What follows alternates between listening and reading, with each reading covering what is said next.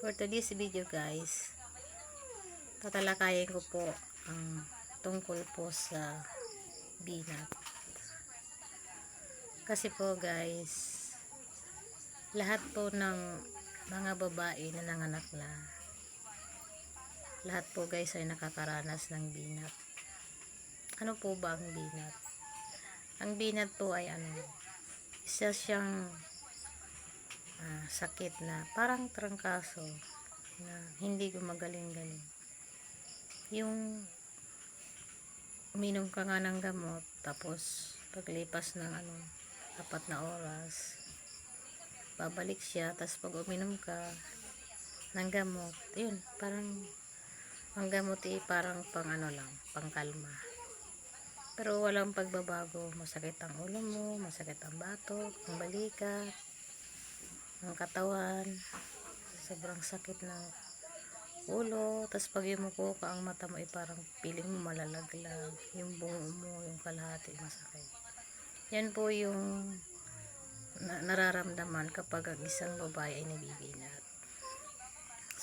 Dito po sa amin sa probinsya, ang aking ginagamot yan, kasi isa rin po ako sa madalas mabinat dahil nga maaga akong kumikilos. Pagkapanganak ko, pagkaligo, mga 1 linggo, nag-uutay-utay na ako kumilos. Kaya yun, napupwersa, yun, nabibinat. Madalas akong mabinat guys.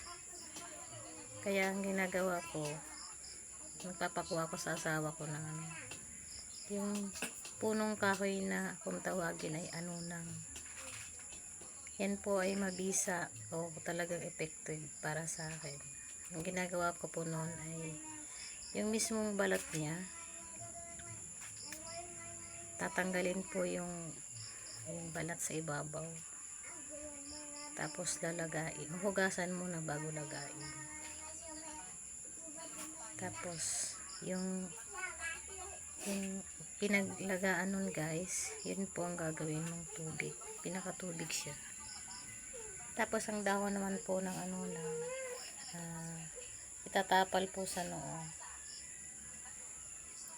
magdamag hanggang sa ito po ay matuyo. Yun po guys ang aking ginagamot para maalis ang aking binat.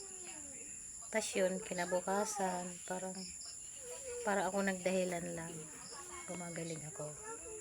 Pero pag hindi ako nakapag ganun guys, talagang halos 1 buwan, 2, nakakapayat, mamayat ka ng hindi mo alam, pabalik-balik ang sakit ng ulo. Sa butika naman, may mabibili namang gamot pagka walang makuhang kahoy na ang ginagamot ko po guys, yung gamot na Planax. Yan, mabisa po yan sa akin. Isa pa po yung Rexidol Forte. Ang mga doktor guys ay hindi nila kinikilala yung sakit na binat. Kaya ang nakakaalam lang yan yung mga tao dito sa probinsya. Kaya naman nabibinat ang isang babae guys, o ang isang ina, gawa na yun nga, syempre pag nanganak ka, maraming dugo yung maalis sa'yo, yung lakas mo na nabawasan syempre, kaya mahinang iyong katawan.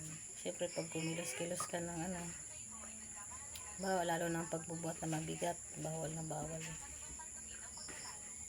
Tsaka yung magpapalipas ng gutom, bawal na bawal din po yun.